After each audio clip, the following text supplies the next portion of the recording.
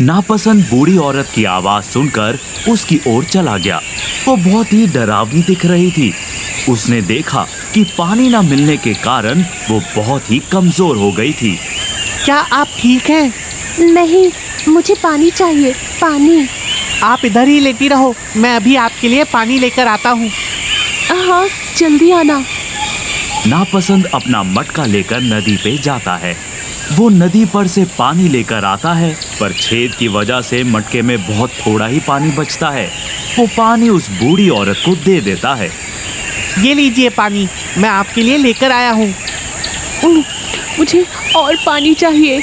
जी, मैं आपके लिए पानी लाता हूँ, आप इधर ही आराम कीजिए। नापसंद अपनी छेद वाली मटकी से कई बार नदी पर जाकर पानी ले आता है। पानी पीकर वो औरत पहले से बेहतर महसूस करने लगती है। पेड़ के नीचे ही वो उठकर बैठने की कोशिश करती है, पर गिर जाती है। आप उठो मत, आपको क्या चाहिए? मैंने कल से कुछ नहीं खाया, मुझे कुछ खाने के लिए चाहिए। ठीक है, मैं कुछ खाने के लिए भी लेकर आता हूँ, पर आप बहुत कमज़ोर हुई हैं, इसलिए उठने की कोशिश भी मत कीजिए। मैं अभी कुछ लेकर आता हूँ। नापसंद यहाँ वहाँ देखता है, पर उसे कुछ भी खाने लायक चीज नजर नहीं आती। वो थोड़ी दूर तक जाकर देखता है, उसे एक सेब का पेड़ दिखता है। वो एक ही पेड़ ऐसा रहता है जिसमें फल लगे होते हैं, पर उधर ही एक मधुमक्खियों का छत्ता भी होता है। अब मैं क्या करूं? यहाँ तो एक ही पेड़ पर फल लगे हैं। पेड़ से फल निकालूंगा तो मधुमक्खियाँ काटेंगी, पर उस औरत को कुछ तो खाने के लिए देना पड़ेगा। कुछ सोचकर नापसंद उस पेड़ पे चढ़ता है।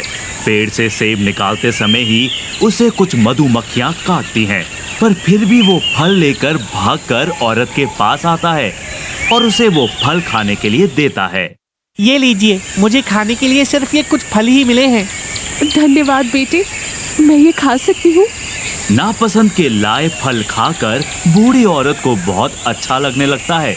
वो अचानक से उठकर खड़ी हो जाती है। तुम बहुत ही अच्छे हो नापसंद, तुम्हें तो सब पसंद करेंगे, ऐसे हो तुम। धन्यवाद, पर आपको मेरा नाम कैसे पता? आप मुझे जानती हैं? मैं सबको जानती हूँ बेटे, क्योंकि मैं एक चुड़ैल हूँ। लोगों को देखकर ही मैं सब बता सकती हूँ। क्या आप चुड़ैल हैं? हाँ बेटे, पर डरने की बात नहीं है। मैं तुम पर बहुत खुश हूँ।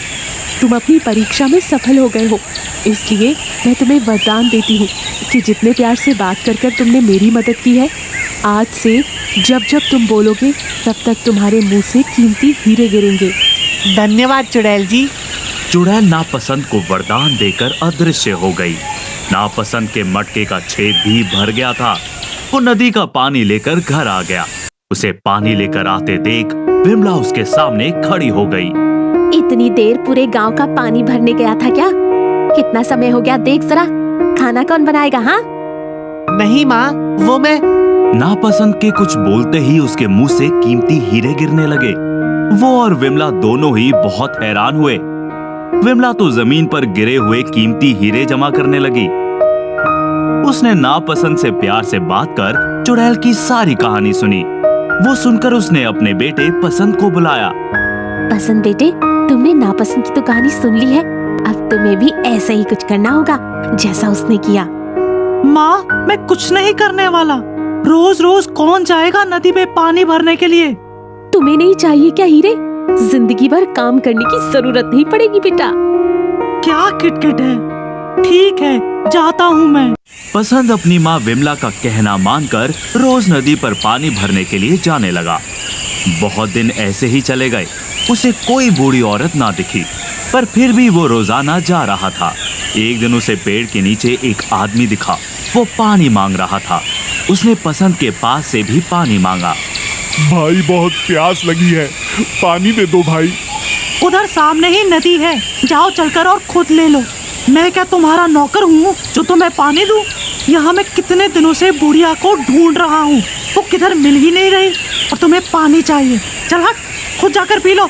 पसंद का उल्टा जवाब सुनकर अचानक से उस आदमी का परिवर्तन एक चुड़ैल में हुआ। वो बहुत ही गुस्से में दिख रही थी। उसे देखकर पसंद बहुत ही डर गया। तुमने मेरी मदद ना करके मुझे अपमानित किया है, इसका तुम्हें दंड जरूर मिलेगा। आज तक तुमने जिस मुंह से मुझे और बाकी लोगों को अपशब्द बोले हैं, उसी मुंह से तुम कुछ बोलोगे तो जहरीले बिच्छू और सांप बाहर आएंगे। जब पसंद रोते हुए घर आया तब उसकी माँ विमला ने उससे पूछा कि आखिर हुआ क्या है। पर पसंद के मुंह खोलते ही उसके मुंह से जहरीले बिच्छू और सांप निकलने लगे। ये देखकर विमला बहुत ही डर गई। उस बिच्छू और सांप के काटने से की मृत्यु हो गई। इसलिए हमेशा सभी से मधुर स्वर में बात कर आदर करना चाहिए और दूसरों की मदद करनी चाहिए।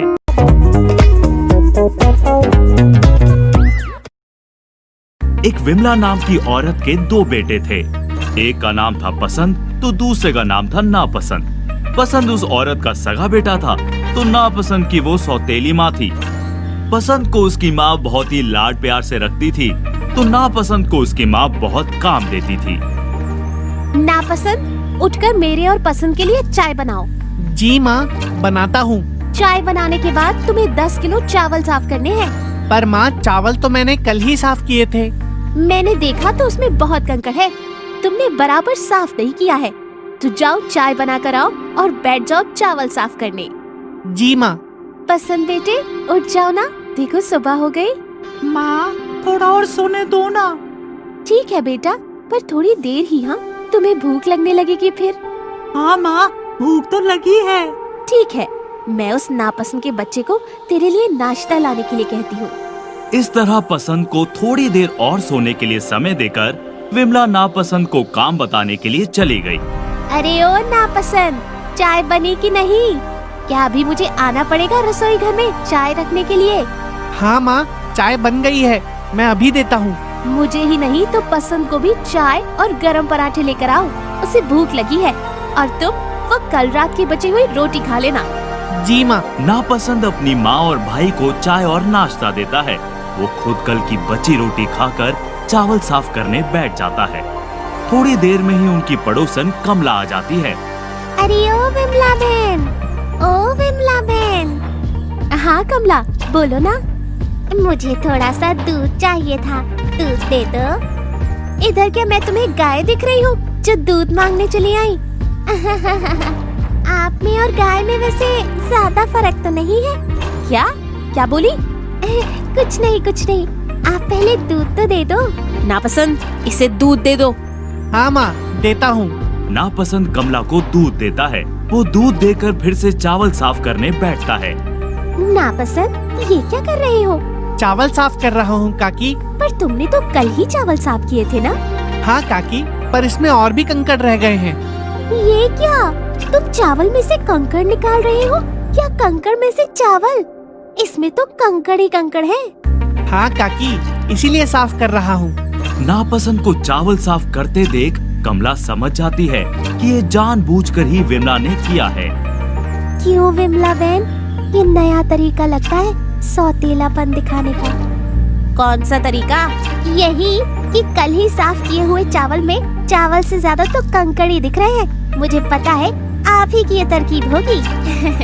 कमला, दूध मिल गया ना तुमको? तो चलो निकलो यहाँ से। विमला बहन, नाराज क्यों होती हो? पर आपके पास तरकीब अच्छी अच्छी होती है, ये तो मानना पड़ेगा। ऐसे बोलकर कमला दूध लेकर चली गई। दिन धीरे धीरे बीत रहे थे। विमला अपने बेटे पसंद को बहुत लाड प्यार के साथ रखती तो नापसंद को बहुत से काम देती। नापसंद को दिन भर काम करके भी बासा खाना ही मिलता था, फिर भी वे तंदुरुस्त था। पर पसंद हमेशा अच्छा खाना खाकर भी बीमार रहता। एक दिन, नापसंद, तुम अभी तक इधर ही बैठे हो? बैठ बैठ कर आलसी हो गया है। कुछ काम करो, जाकर पानी भर के लाओ नदी से। चलो। जी माँ, पानी भरने जाता हूँ। हाँ हाँ, जल्दी जाओ। वो सामने देखो मटकी रखी हुई है, जल्दी आना घर वापस, और भी काम पड़े हैं। नहीं तो उधर ही गाँव वालों के साथ गप्पे लड़ाते रहोगे। उतना ही तो तुम्हें आता है। नहीं माँ, मैं जल्दी लौटूंगा। नापसंद अपनी माँ विमला के कहने पर मटका लेकर पानी भरने के लिए नदी पर चला गया। पर जब वो पानी भरकर घर लेके आने लगा तब उसके मटके में एक छोटे से छेद से भरा हुआ पानी नीचे गिरने लगा।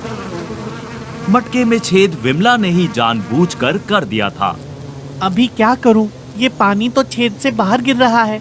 ऐसे तो जाते जाते पूरा मटका खाली हो जाएगा।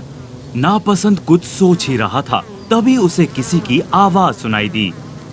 कोई पानी पानी करके आवाज दे रहा था। नापसंद ने इधर उधर देखा। तब उसे एक पेड़ के नीचे एक बूढ़ी औरत बहुत तड़पती हुई दिखी। कौन थी वो औरत? क्या नापसंद उसकी मदद कर पाएगा?